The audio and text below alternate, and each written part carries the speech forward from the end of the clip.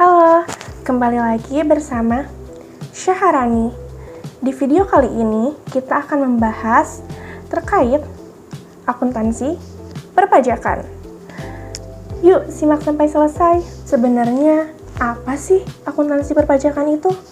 Akuntansi perpajakan adalah cabang akuntansi yang berkaitan dengan pengelolaan serta pelaporan pajak, tentunya dalam kegiatan bisnis.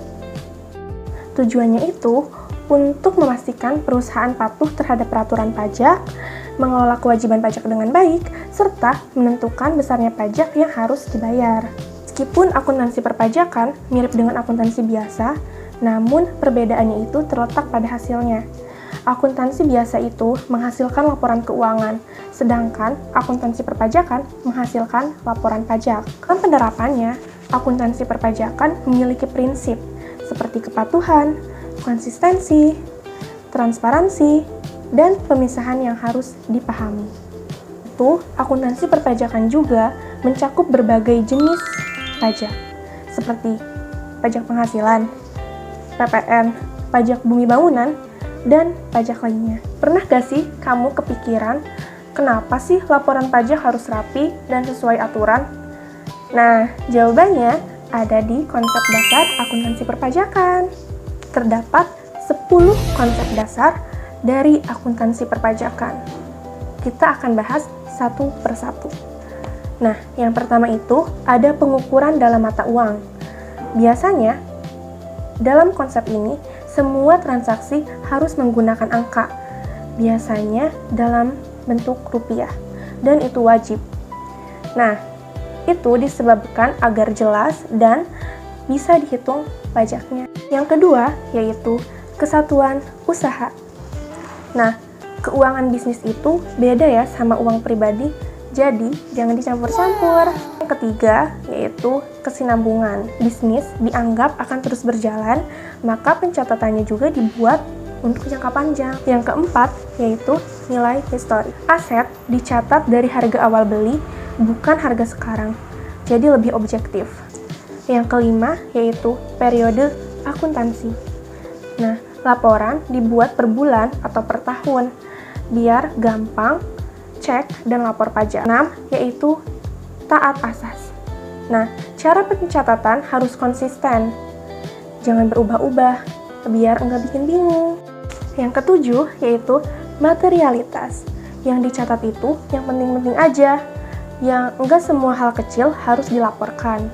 Yang kedelapan, konservatisme. Nah, untuk konsep ini, jangan sampai laba terlihat lebih besar dari yang sebenarnya. Yang kesembilan, realisasi.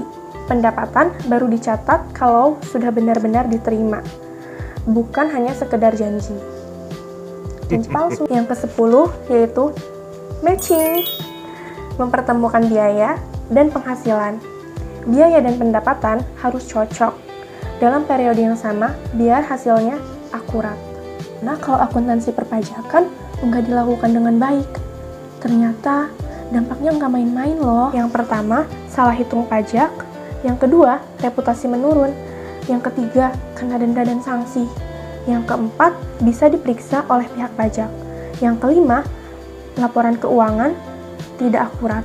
Dan yang keenam, ganggu keuangan perusahaan. Selanjutnya, yuk kita bahas contoh nyata kasus dari akuntansi perpajakan yang sering terjadi. Jadi, ada perusahaan yang pertama, membuat faktur pajak fiktif. Yang kedua, mengisi SPT tidak sesuai kenyataan. Dan yang ketiga, tidak menyetor pajak yang telah dipungut. Akibatnya, negara bisa dirugikan dan perusahaan bisa terkena masalah hukum. Hal ini diatur dalam UU HPP 2021 pasal 39.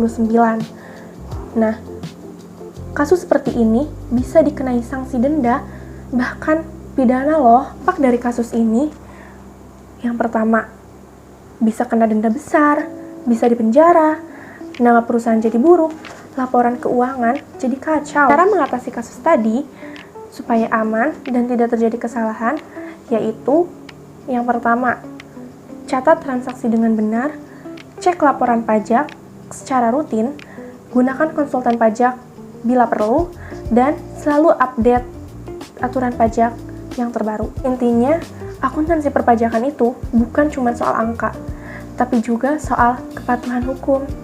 Salah sedikit, dampaknya bisa besar. Jadi, dari semua yang udah kita bahas, bisa kita lihat kalau akuntansi perpajakan itu enggak cuma soal angka, tapi juga soal tanggung jawab dan kepatuhan. Kalau dilakukan dengan benar, semuanya jadi aman, lebih rapi, dan tentunya terhindar dari masalah di kemudian hari. Semoga penjelasan tadi bisa membantu kamu lebih paham ya. Jangan lupa tetap belajar dan teliti dalam mengelola pajak. Sampai jumpa!